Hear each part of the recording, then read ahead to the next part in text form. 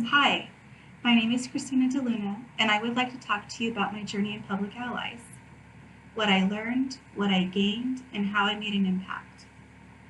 To be honest, I have always wanted to join public allies. I remember when I was a street kid and I noticed a sign that recommended an AmeriCorps member program on the side of a building. When I looked at it, I was immediately interested, but I knew I was far away from getting an opportunity like that, and if I went for it, I wasn't ready. Fast forward to many years later, moving through a lot of hard experiences and making much better choices, working towards my dreams, I was in college at the university. I was studying justice and human rights. There and in my personal work, I was interested in race studies, prison work, surveillance, and transformative justice. As I studied hard in school, I remember seeing an online advertisement for Public Allies, a 10-month apprenticeship program that provided professional experience in a social justice-oriented nonprofit. I knew that this was the opportunity for me, and I immediately wanted it. But I knew that the timing was wrong because of the deep commitment, and I already dealt with a lot in my current program.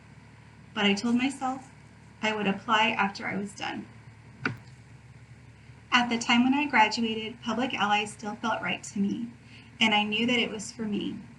I was always excited about Public Allies, and the one thing I knew was that I needed to gain professional experience in my field, and I knew that Public Allies was the way to do it.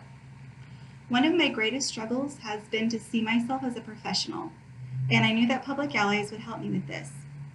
Before my experiences in Public Allies, I never felt confident to apply for a professional job.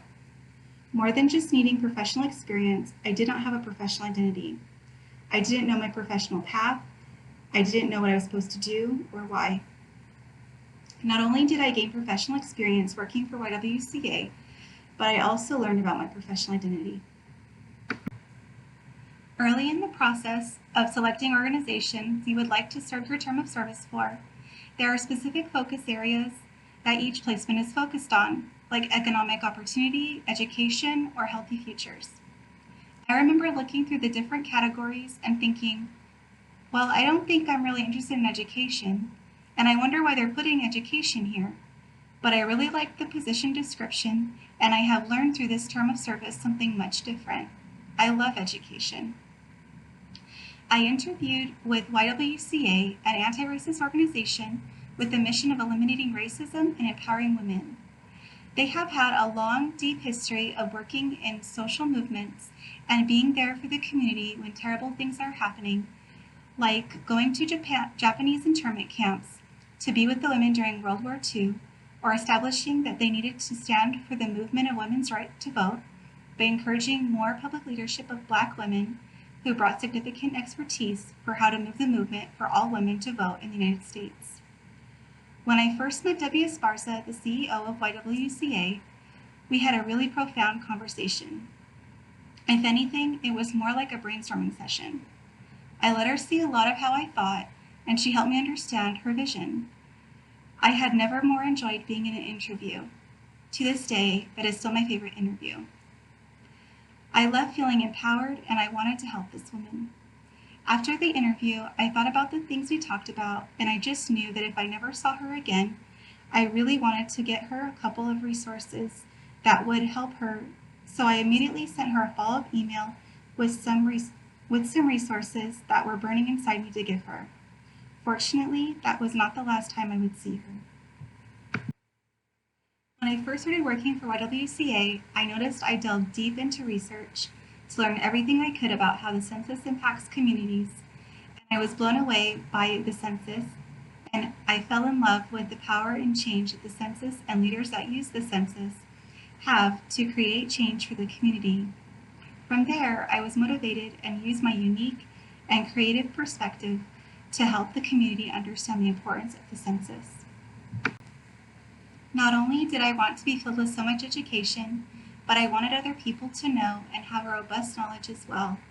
And I began to notice how much education meant to me, and how I wanted to help create a society where everyone values education and speaks truthfully and deeply about topics. The ways that I interacted with YWCA clients at the community centers deeply impacted me, and our conversations focused around their lived experiences and the justice implications of the census.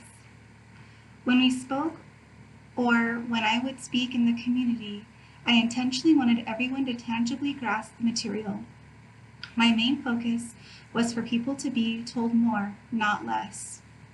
I believe we have a responsibility to be accountable to the community and to hold ourselves to a high standard of being intentionally connected with our community. Throughout my term, I have been able to grow and see where I naturally want to be professionally. I want to delve deep and dive into research. I want to create community discussion where we really openly and honestly have discussion. I noticed that I nerded out at case studies, and I grew an appreciation for that kind of professional work. And I can see myself doing research and working for justice in a number of different capacities.